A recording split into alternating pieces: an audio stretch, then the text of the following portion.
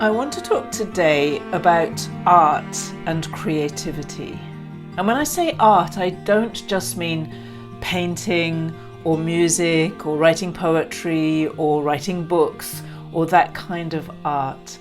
I want to talk really about the art of life, or the art of living, and the creativity of life. I meet many people who have a longing to be more creative, and much of my life I would say that was me too.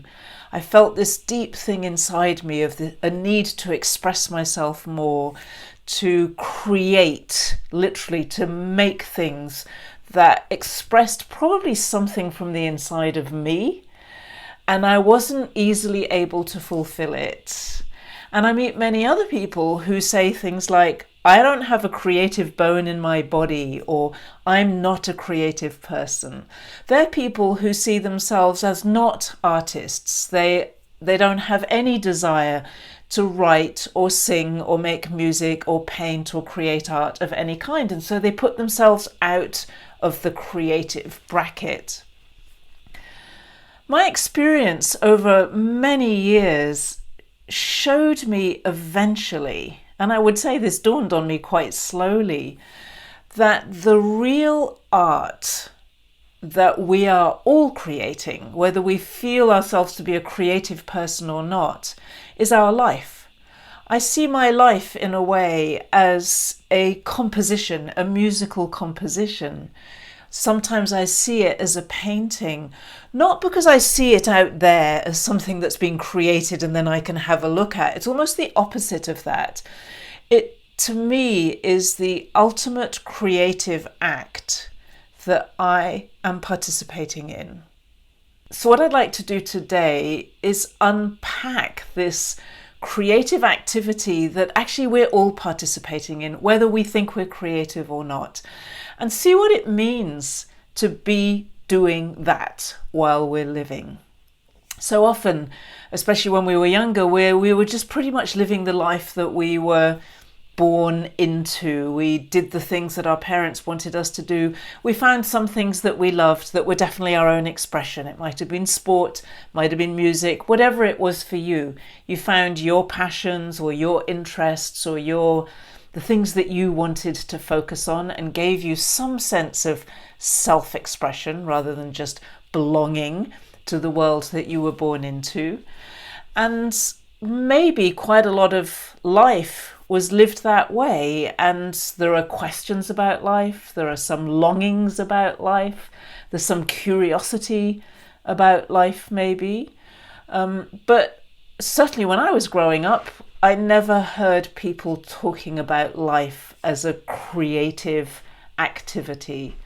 Probably 12, 13, 14 years ago, somebody said to me that one part of my life is about life mastery. I had no idea what that meant, but I haven't forgotten it. He was teaching self-mastery to people, which meant teaching people how to master their emotions, how to handle themselves in all the ups and downs of life. But he said, Sarah, you have to do life mastery. And we didn't really talk about it anymore. I don't like the word mastery, but to understand that you and I, are participating in creation, in life's creation, in the formation of life, that's what I find really fascinating. So for me, my understanding is that life is a self-creating system, if you like. And the underlying impulse of that creation is love. Love is the impulse in all of creation, in all of life, that actually makes us create, makes us do things, makes us desire, makes us want, makes us hungry for life.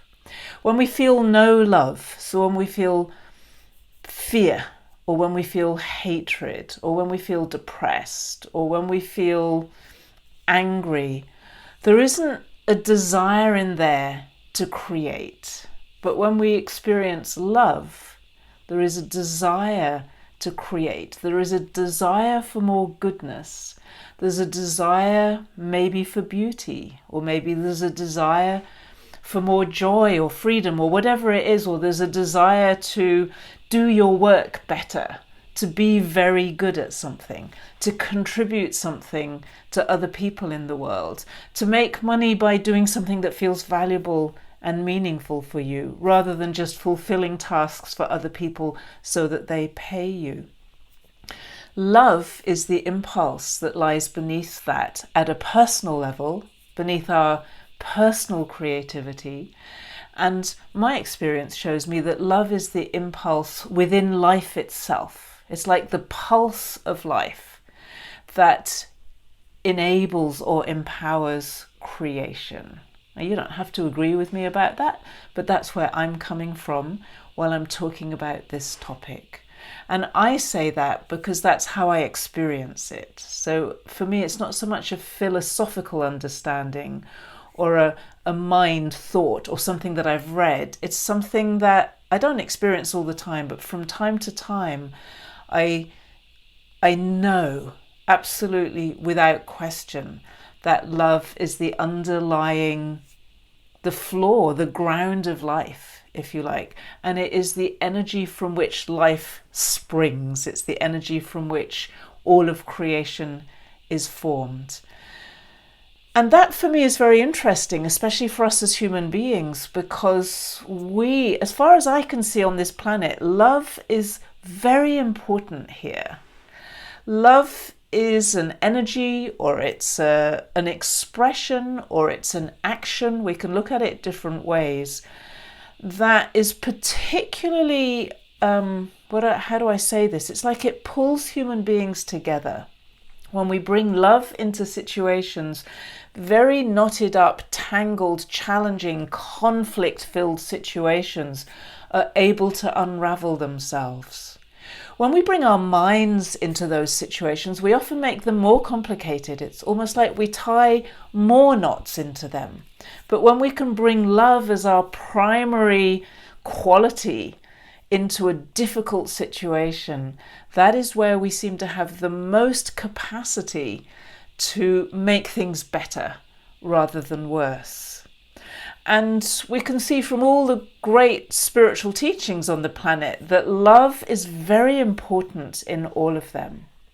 Now, I don't know if this is true everywhere in the world. I can easily imagine that there are other civilizations out there where love is not their primary attractor, let's say, the thing that they're called to as a society, as a culture, as a species. But I would say on this planet that love is the most important thing that we're here to experience as human beings. Not as souls. We are souls, in my view. But as human beings, a soul is already experiencing love. It doesn't need anything more. But when it comes here into this human life, it's very challenging to experience love. I've met people in my life who were very much about love. I could feel that they had come here to express love, and they are shocked and horrified by the way we live on this planet because it's so unloving to them. And I found that very fascinating, and that made me reflect too on why is this place so challenging as a place for expressing love, and yet why are we so called to love? Why do we write love songs? Why do we express love all over the place? And why is it the thing that every human being probably seems to touch into and be able to experience, if it's with their children, if it's in some moment of their life, love is there.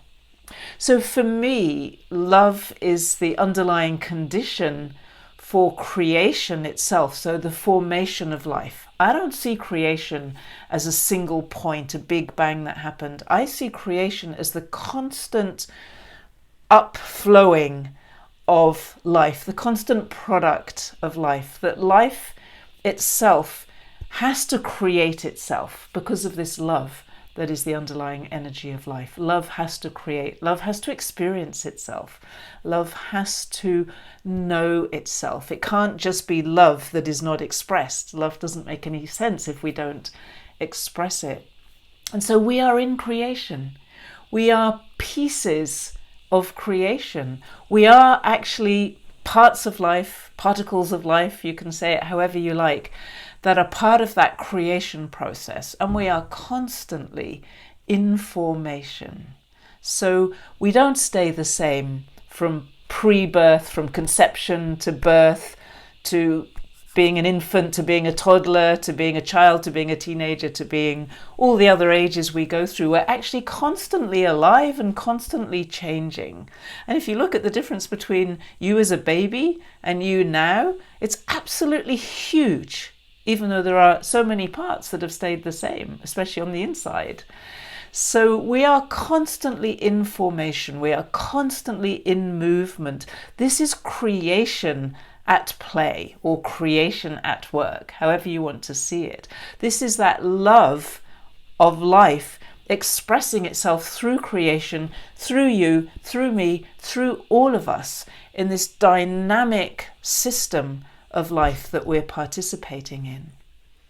Now, what's interesting about this for me is, well, how do I influence that? Am I just a piece of this creation that's somehow conceived by, I don't know what, some god or some creator or some system where I just have to fulfill my part in this thing that's happening all around me? That's not my experience, and I've questioned this in many, many ways, and especially experientially, because it doesn't really matter what I believe or what I think in my head. What matters to me is, what do I experience? What's actually going on in my life, not what other people tell me is going on. Do the theories stack up when I actually live them? And sometimes they do and sometimes they don't. So I've questioned that very, very much.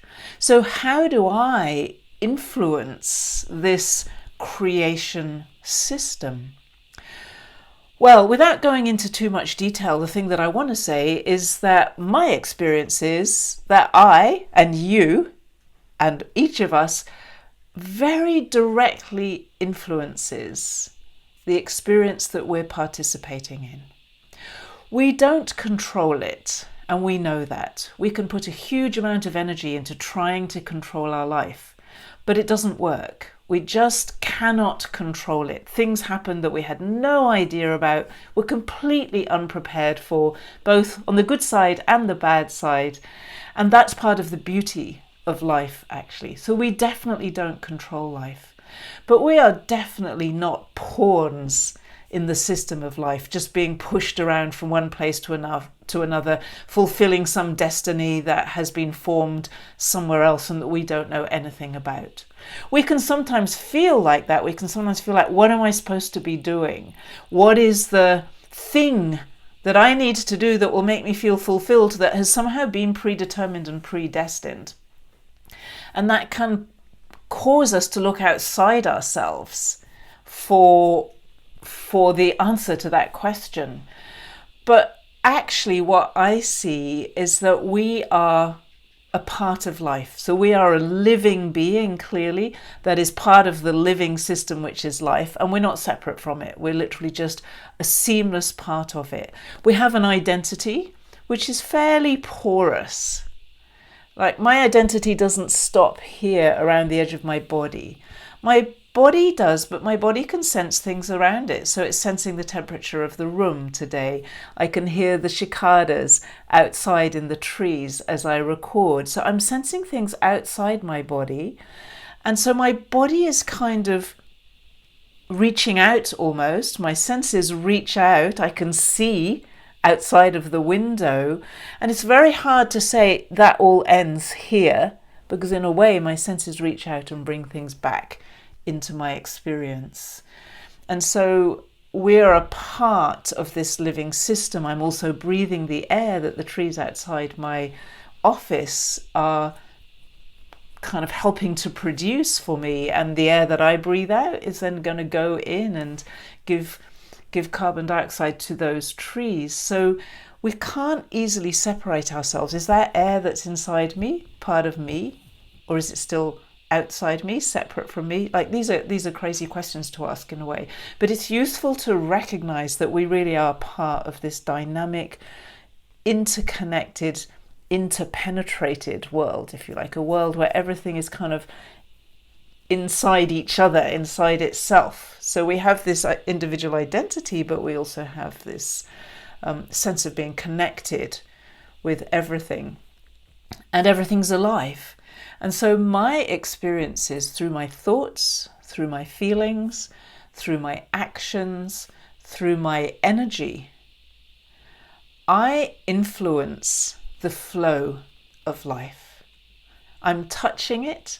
If I move this way or that way, I can't see this, but it's moving the particles of air around me. It's moving other things that might be in that air. There may be little pieces, specks of dust and other stuff. There may be all kinds of things that I don't even know about. There may be, well, we talk about viruses, but I think there's far more to air than that. It's also moving the oxygen and so that's a tiny, tiny little thing, but it's happening. I'm moving things. But let's think about the power of our thoughts and our energy. So I can think something. For example, I can have an idea right now of something that I want to do today. And because I've had that idea, wherever it's come from, doesn't matter for now, for the sake of what we're talking about, just by virtue of having that idea, I'm going to act differently today. I'm going to do different things. Now, what if I have a different idea? So I'm going to have an idea now. It says, oh no, I'm not going to do that. I'm going to do this instead. Now my day is going to run differently. And because of that day running differently, a lot of things in the world are going to change. So let's say, for example, I say to myself, I'm really busy today. I can't get to the post office to pick up that parcel that I know is waiting for me. And so I get all kinds of things done and the parcel sits there. Well, let's say I say, well, I'm really busy today, but I must pick up that parcel. So I try to carve out a space and I go to the post office and pick up the parcel. I change what happens at the post office. I change what happens on the road. I change what happens because my car is driving along the road. I change the way I did the day. I change the timing of things. So much has changed from that tiny, tiny decision that I made in the flash of a second. And this is the point where creation itself, where life itself is influenced by me and what I think. Okay, that's a very tiny, insignificant example. But let's say you have a thought, or you had a thought a few years ago, I want to start a business.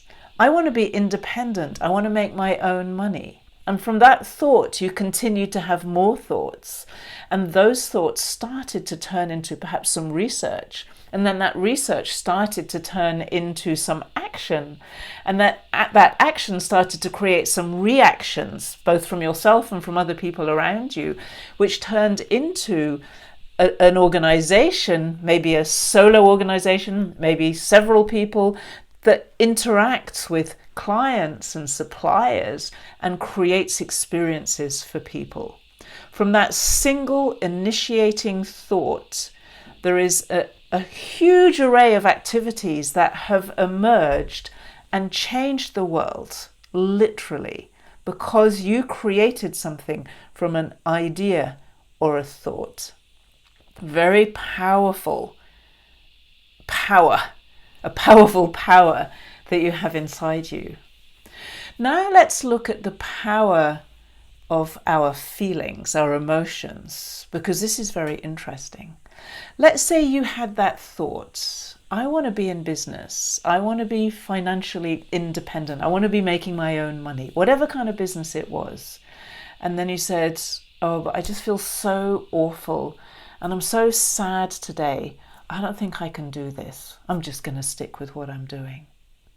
Or you say, that's an interesting thought. I'm really curious about that. I'm going to go and find out more. Or you say, wow, that's amazing. I'm going to do it. I'm going to do it. This is the best thing I've ever thought of in my life. These are very different energies. One of them is an energy that will probably stop you from doing anything. Now, that might be quite legitimate. There's no judgment here. It might be that you want to wait until you're less sad before you start doing business. One of them, the middle one, was a very neutral energy. It wasn't charged up emotionally, but it was an energy that drew you forward in curiosity. I'm interested in this. I'm going to take the next step. I'm going to move.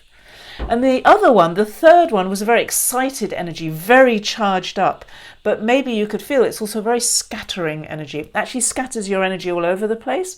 It's really difficult, if you're that excited, to actually take the actions that you need to take to create that business. So our emotions have an enormous impact on our creation, our creativity, what we're able to create in our life. Because just from that simple example, you could see that from the single thought that you had, there were 3 very potentially different outcomes, especially if you continued them. So if you continue feeling sad, or you feel depressed, or you feel angry at the world, then it's really difficult to get your energy together to make something. There's not much love in there. That impulse of love is not flowing very strongly to give you the energy to push you forward, especially through the difficult times. If you're very excited, you find, in a way, it's kind of like you scatter that love everywhere. Very difficult to concentrate enough to be able to get anything significant done. But if you have this neutral kind of calm curiosity, which can be full of love underneath, you may not be thinking, oh, I love my life all the time, but you just may feel the power of life inside you. And this is what grows the more you do. That will carry you along this path. And now let's imagine you're part of the way along and something happens and you feel really, really upset by it. We've all had this experience. And then it's like the brakes go on and we can't move until we deal with the upsetness. The other thing that many of us have experienced is we see a big client coming and we get really excited, and then they don't fulfill, they don't go all the way and actually pay for whatever it is that they want to buy from us, and then we get really disappointed. That's that scattering of the energy. So our emotions play an enormous part in our creation ability. Our feelings, the way we feel about things, which is different from the way that we think about things. You can hold thoughts and have feelings about them. And you can change your feelings about the thoughts, and that's going to change the actions. In my experience, if I have that kind of more neutral energy, I am automatically tapped into the energy of life, and I will tend to move things forward. It's almost like the life attracts me to do more. So for me, it's been very important for me to learn that self-mastery, that ability to master the way that I respond to things, the emotional self-management skills, so that I don't throw away my energy by being too excited, and I don't throw away my energy by being too upset or too miserable or too unhappy, but I'm able to find a more neutral, positive and negative, still positive or negative, but not so charged up. And then I can function in that space. If I'm not in that space, it's much, much harder for me to function. Now, I want to talk about another piece of this, which is our energy. This is the subtle energy, which is what we are made of, if you like. It's what all of life is made of. It's the underlying substance of life. And our energy is very important for us. People who are highly sensitive can sense their energy very easily, and this is different from our emotions. Our energy is much more subtle than our emotions. Our emotions are fundamentally responses to things that happen in life. Our energy is the creative material of life. It's the building blocks of life, if you like. It's not visible to most of us. Some of us can see, some people can see auras and some aspects of energy more easily than others. But fundamentally, the energy is this subtle material, which is the creative material. It's like, children play with putty and they can change it into all different shapes. Our energy is the underlying kind of life putty that can be shaped into absolutely everything. So every single thing in life is made of energy. And like the lights on my desk, the desk itself, the carpet, the trees, myself, the air, the space, everything is energy. We know that now. The thing about energy is that many of us are able to sense that energy and play with that energy and work with that energy and create from that energy. So I said a little while ago, wherever that idea came from.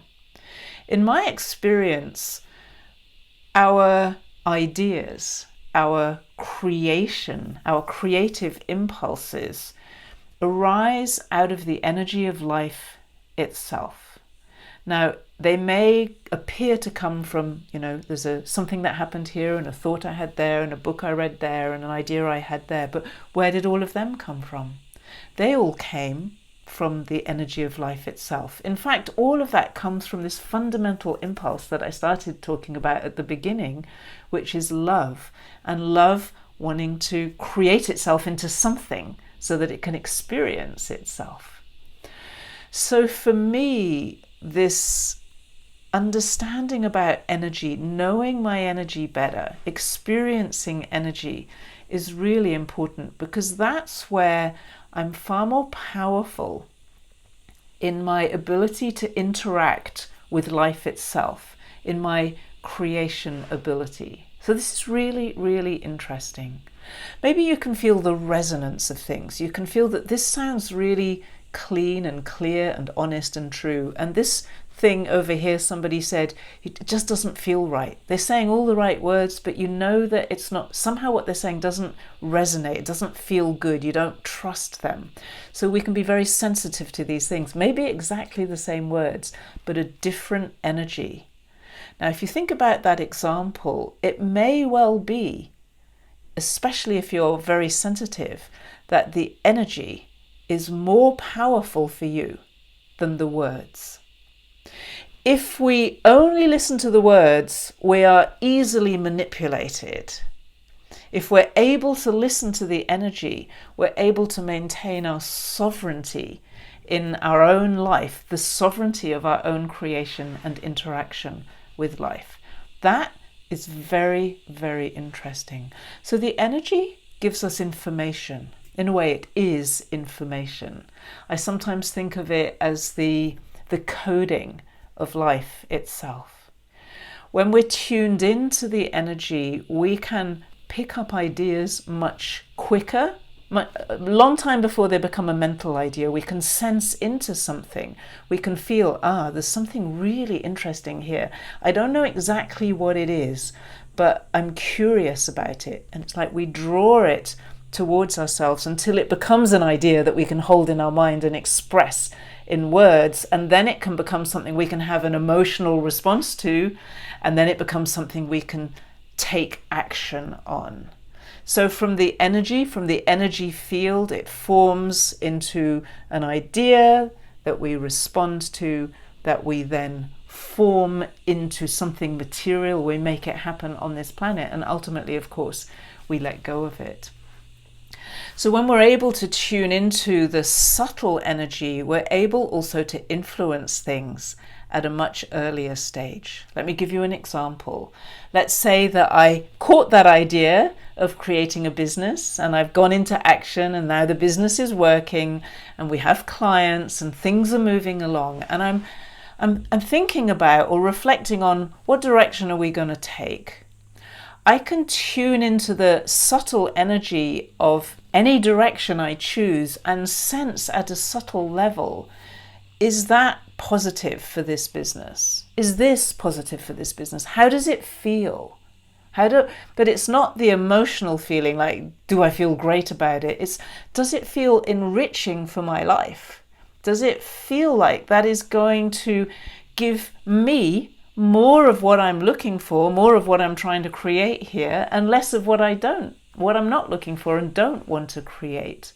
And I can compare different options. It's like the resonance of this, the resonance of that, the resonance. We can call it the frequency. But it's like not a single frequency. For me, this is not a yes or a no. It's like, what would it be like to experience this? What would it be like to experience this? What would it be like to make this decision?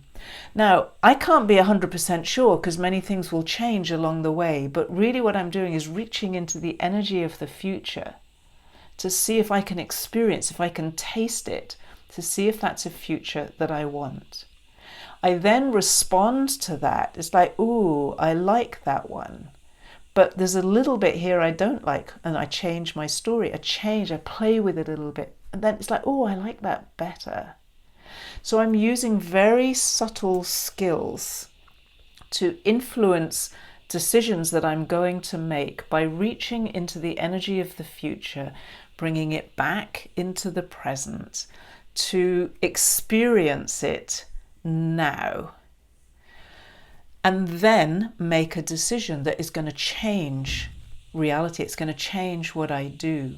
Can you see how when I'm working with energy that way, I am playing with the stuff of creation?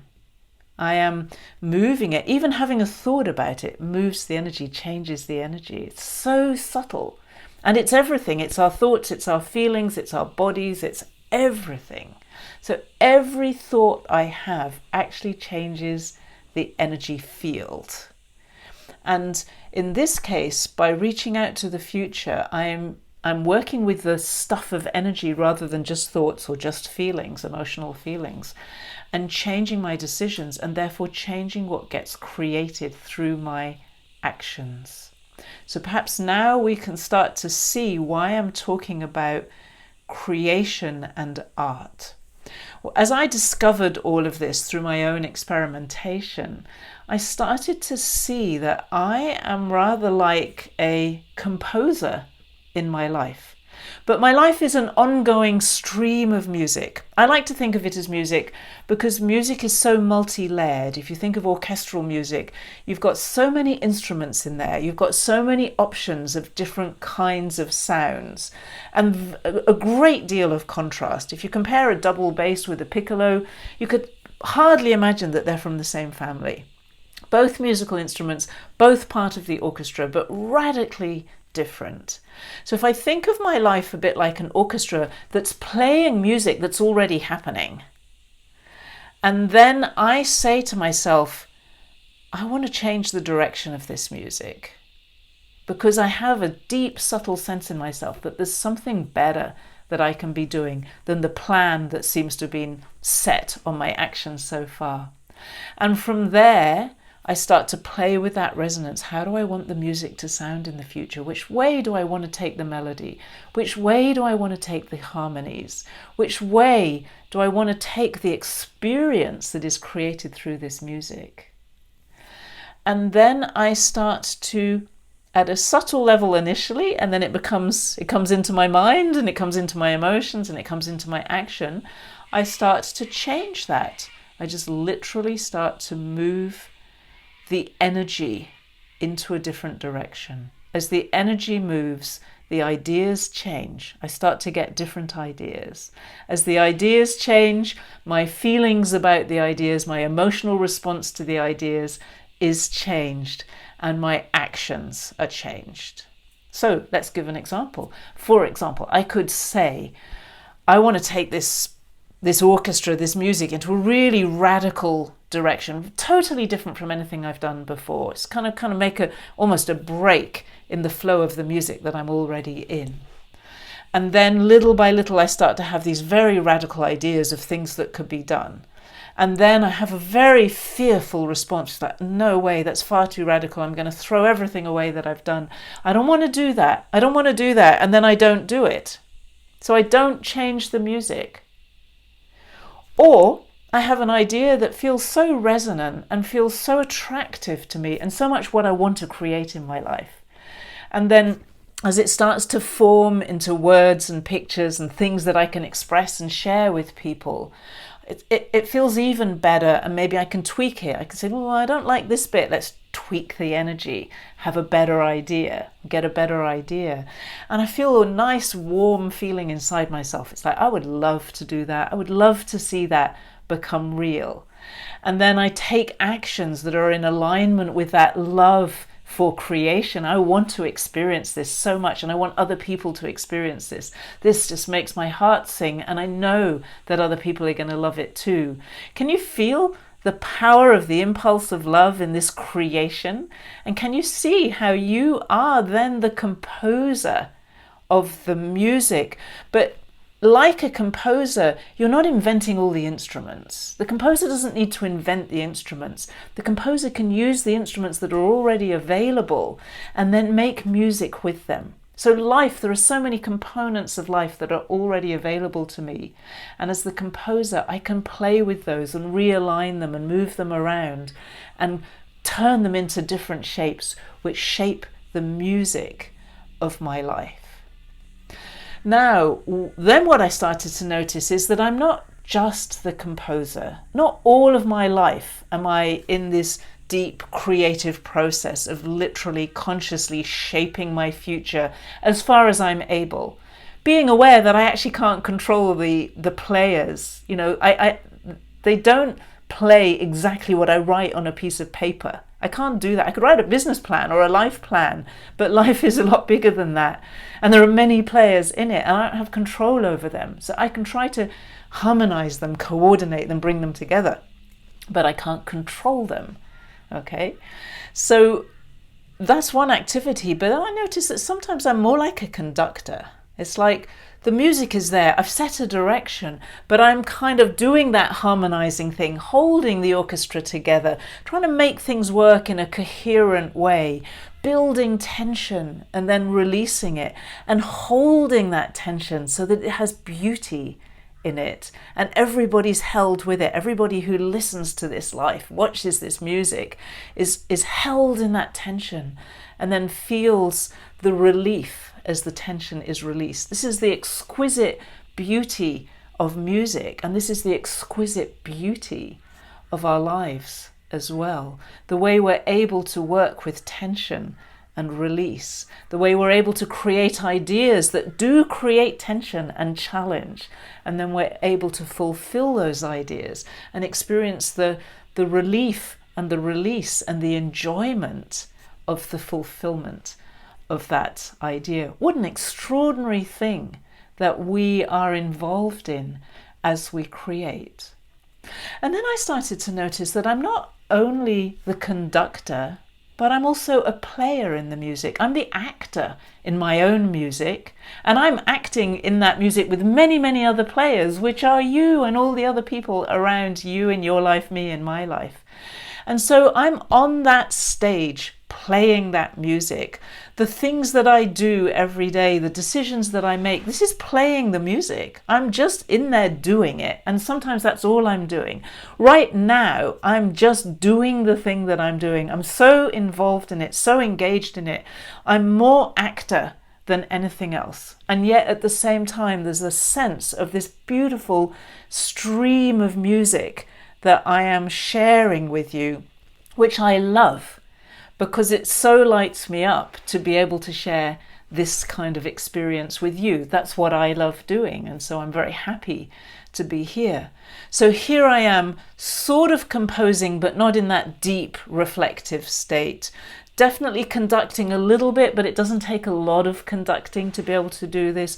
Absolutely playing my heart out. And then I realized there's also an audience, there's an observer, there's an ability to watch and witness this music and respond to it. And that takes us back to the composing. When I'm able to observe the music of my life, when I'm able to be the audience of my life, now that's not very easy because I can't fully get outside of it, but I can definitely step into that witness position, that observer position. When I can do that and I can look at the consequences of my actions and of my decisions and of my ideas and of my expression, the way that I've played with this energy in order to create experiences for myself and other people, then I start to become much more conscious of what I am composing. And so I become more conscious in this creation process. So usually we start off not even realizing that we're in creation, not really realizing how our thoughts and our emotions influence things. We do a lot of actions that probably feel like they're a waste of time, and we do some things that really work well. And then we notice and we start to observe. And as we get more and more feedback in life, we're more and more able to make more and more conscious decisions. And that means we become more conscious in the creation process. And quite frankly, it doesn't matter whether you see yourself as a poet, a musician, or an artist, or you see yourself as a scientist or not a creative bone in my body kind of person. You are in this creation.